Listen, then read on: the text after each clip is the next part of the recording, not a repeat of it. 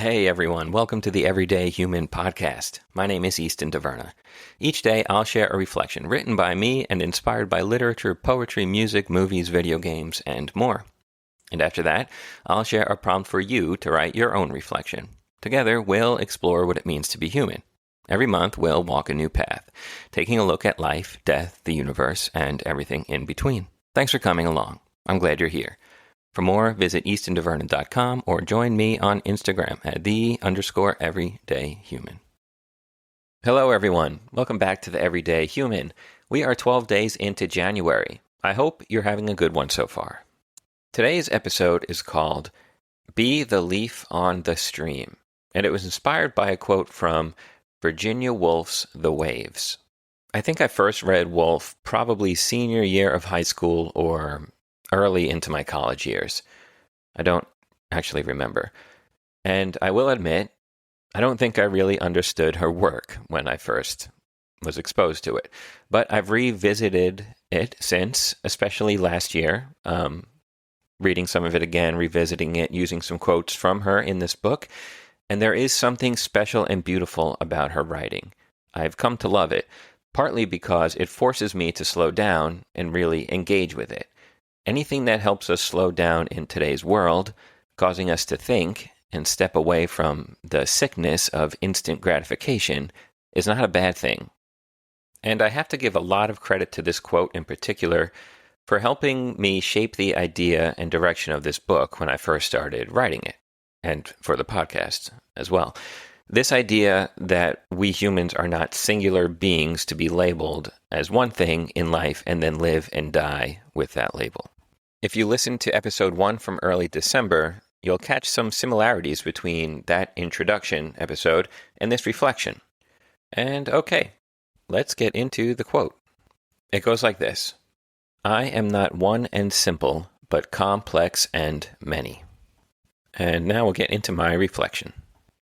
One of the first questions you'll usually receive upon meeting someone new is, what do you do? As if knowing the services an individual provides in exchange for money, or for no money, in the case of a stay-at-home parent, will give you a sense of who that person really is. This could not be farther from the truth. It is easy to tie our identities up in the jobs we take on, in the labels we assume, or those society stamps upon us. Mother, father, daughter, son, teacher, writer, doctor, waiter, actor, mechanic, farmer, gardener, gymnast, whatever religion you might subscribe to, Democrat, Republican, and the list goes on and on. But you are not these things. You may do some of them or assume these titles at certain points in your life, but they are not you and you are not them, just as much as you are no longer a child but once were. Unless you're a child listening to this now, then good for you. So let's say you're going about your life as an English teacher. You've taught 7th grade for a decade now.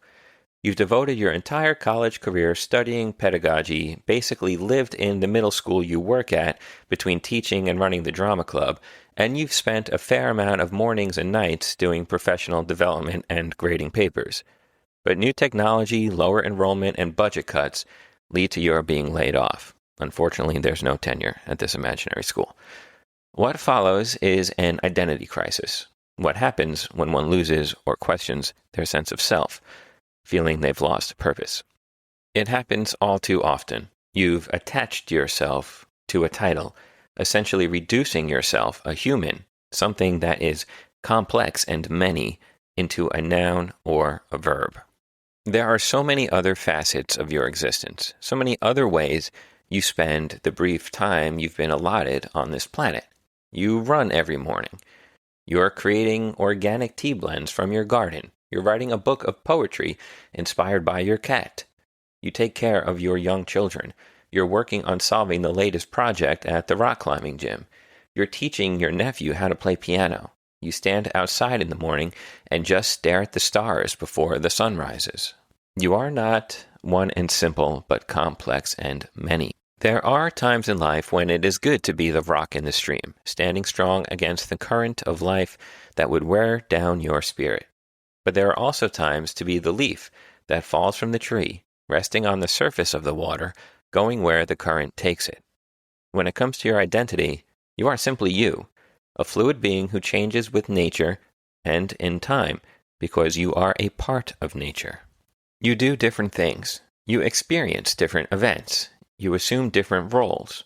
You might even change your values throughout your life based on those experiences and roles, but you are always you.